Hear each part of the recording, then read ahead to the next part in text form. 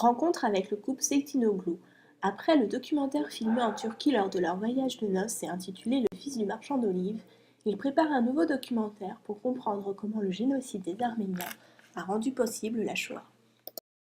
En fait, la continuité par rapport au film Marchand de livres, qui est un film sur l'identité et la psychogénéalogie, l'impact psychogénéalogique d'un génocide sur les descendants des survivants, qui est aussi un film qui parle du négationnisme en même temps.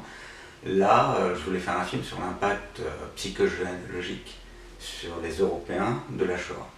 Et en faisant des recherches, j'ai découvert qu'il y avait des relations bien plus que supposées entre les deux génocides, notamment par les travaux d'un historien qui s'appelle Stefan Ihrig, qui date de 2015-2016. Donc c'est un historien allemand qui a creusé les archives allemandes et qui a mis en relief le fait que le génocide des Arméniens, qui ne s'appelait pas le génocide des Arméniens à l'époque, en 1915 et entre les deux guerres, a eu beaucoup d'écho en Allemagne. Cet écho, il y a eu le procès Talarian, il y a eu la presse qui parlait des massacres des Arméniens, la société civile qui s'est emparée de ce sujet, ça a fait des grands débats dans la société, et en fait ces grands débats n'ont mené sur rien. Du coup, les nazis, en germination, ont forcément été influencés par cette histoire, d'où le fait que finalement Hitler mentionne à plusieurs moments dans sa carrière le massacre des Arméniens comme une référence. Stefan Ihrig montre à quel point les nazis, le national-socialisme a été impressionné, notamment Hitler, par la République d'Atatürk, par ce modèle turc, qui montrait le chemin à suivre, puisqu'eux cherchaient un modèle de nouveau type d'État. Donc Atatürk a créé un modèle de totalitarisme qui était exemplaire. Le premier enseignement de la République d'Atatürk, c'est que finalement on peut réaliser le rêve nationaliste à condition d'avoir nettoyé le pays de ses minorités.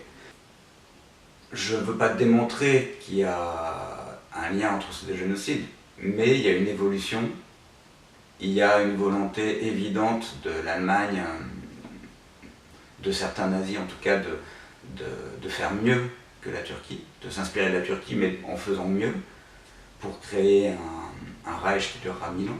Une autre fil du film, c'est notre enquête qui est faite en Europe sur ces liens et qui pose des questions sur notre actualité, sur la perception actuelle du génocide des Arméniens, toutes les controverses qu'il peut y avoir sur les lois mémorielles, le rôle des lois mémorielles, le besoin des lois mémorielles, en revenant sur l'affaire Perrin-Sec, sur la liberté d'expression ou la liberté d'être négationniste, et encore en allant plus loin pour parler de l'actualité en termes de génocide, de ce qui se passe avec les Yézidis et peut-être de ce qui va se passer avec les Kurdes, qui se passe au même endroit que là où a eu lieu le génocide arménien.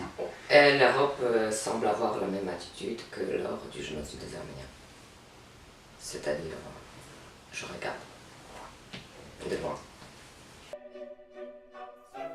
En devenant en 2016 le 23e pays à reconnaître le génocide des Arméniens, l'Allemagne, alliée historique de la Turquie, admettait aussi sa part de responsabilité dans celui-ci. On sait à présent que les officiers allemands en poste dans l'Empire ottoman furent les témoins du massacre des Arméniens et qu'ils fermèrent les yeux. Dans la forme du film, il y aura des animations qui utiliseront des photomontages, des dessins pour illustrer finalement le passage du génocide arménien dans l'Empire ottoman à sa transmission vers l'Europe au travers de personnages comme Rudolf Höss, qui est devenu commandant du camp d'Auschwitz, et von Schröder-Richter, qui était consul à Erzurum pendant le génocide arménien, qui lui a défendu les Arméniens à Erzurum, mais qui a noté toutes les exactions et qui a dit c'est pas bien, qui a même aidé certains Arméniens. mais qui sont devenus, ces deux personnages sont devenus des membres éminents du parti nazi. Il y avait beaucoup d'autres Allemands qui étaient en poste dans l'Empire ottoman pendant le génocide, qui sont devenus des nazis par la suite. On estime qu'il y a à peu près autour de 10 000 soldats allemands qui étaient en poste dans l'Empire ottoman. On ne peut pas dire que ces gens-là ont pratiqué les génocides arméniens, mais ils ont été forcément influencés dans leur être par ce qu'ils ont vu. Schroeder-Richter, lui, est devenu très proche d'Hitler. Il a même sauvé la vie d'Adolf Hitler en 1923 et il est mort à ce moment-là. Donc c'est un film engagé et les chaînes télé et les institutions ne s'engagent pas sur les films engagés. Mais les films engagés ont un besoin d'exister. En tout cas sur cette cause-là, ça a besoin d'exister. Et pour que ça existe, il faut trouver des manières alternatives de faire, des financements alternatifs. Le crowdfunding est parfait pour ça, d'autant plus que c'est une manière de créer une communauté autour du film, de faire parler du film avant que ce soit fait, de trouver un soutien psychologique nécessaire, parce que c'est quand même dur de travailler sur ces thématiques-là, et de faire peut-être avancer la société, en tout cas à notre échelle. On va où? On va à Auschwitz.